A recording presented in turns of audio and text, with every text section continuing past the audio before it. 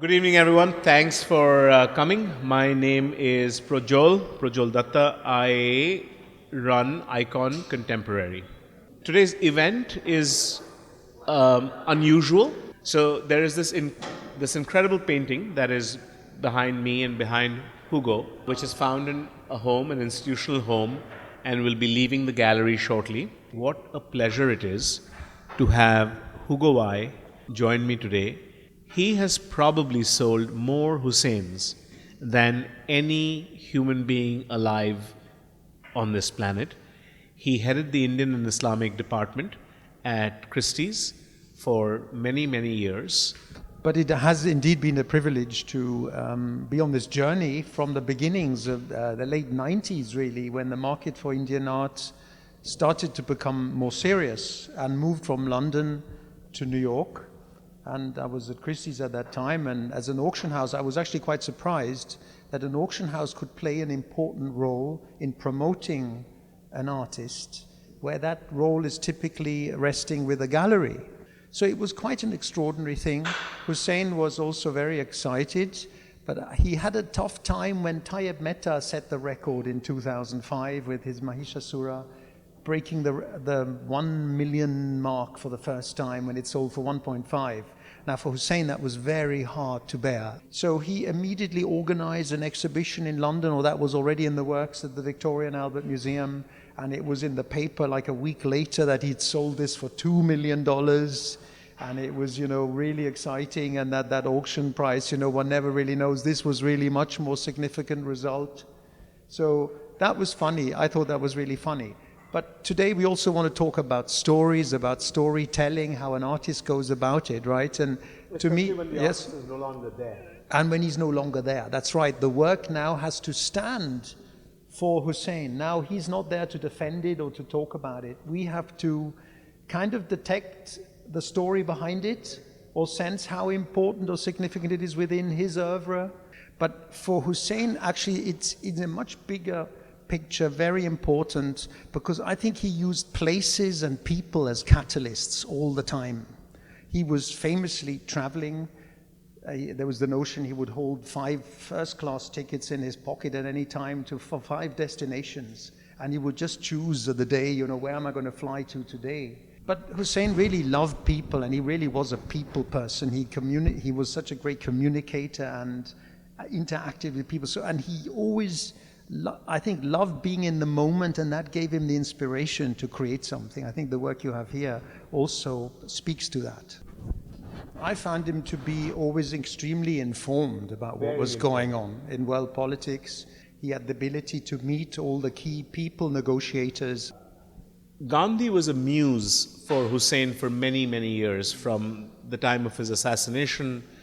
Husain, remember, was Muslim. He chose to stay on in India, not migrate to Pakistan, because he was kind of leftist, and the entire progressive artist movement, they were all sort of a mixed bag of different ethnicities and religions, but all sort of, from the word progressive, they wanted to reinvent India, especially in the arts. And Gandhi was also kind of a standard bearer for that secular India. But over time, Gandhi's presence in Husain's paintings had diminished. But then Richard Attenborough makes this movie in 1983. It's a breakout success. It wins 8 Oscars. And Husain says, "Who are you, Mr. Attenborough? I am the original purveyor of fine Gandhi art." And another aspect here that comes into play is movies. Husain was fascinated by movies, by the moving. What is a movie? It's a moving image. It's multiple images played in a fast sequence, so they start blurring, right? We perceive it as movements. Husain was immensely fascinated by this. He did a little black and white film that won him the Golden Bear in Berlin, I think late 60s, right? but he always loved this idea to carry that forward. So as you say now, Richard Attenborough comes. Who is this guy? He's making the film. That's really me should be doing this, right? Yeah. So I'm going to show him, kind of. That's right. But he is picking up on this fundamental idea of multiple images that move along, that depict different scenes in Gandhi's life. But it's a bigger sense, I think, of movement in this too, that he's trying to achieve. Correct. In the panelization of Husain, which he did a fair bit, what I find quite amazing is how everything syncs up, and you were kind of commenting on that, because he would rarely stretch the canvas. So when he was painting any of this, and you can kind of tell from the creases, these were pinned to a wall. There was no stretching, nothing. I know that some of these canvases are longer than the others, and even in the sort of wrap of it, he's painted something. He was so energetic that he just needed somebody to nail the canvas to the wall, and he would start. Because all artists, one thing one have to remember, all art was once contemporary. Husain was once contemporary. Now we look at it as a modern. What is the definition of modern? It's a little bit murky. It's not that clear.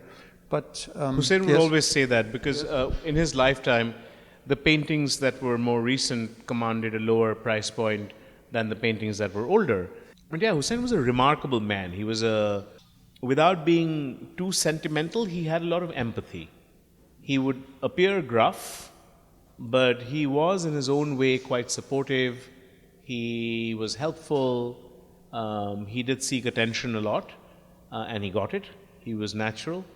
But he was also a very generous spirit. Thank you, Hugo. Thank you so much, and thank you, everyone.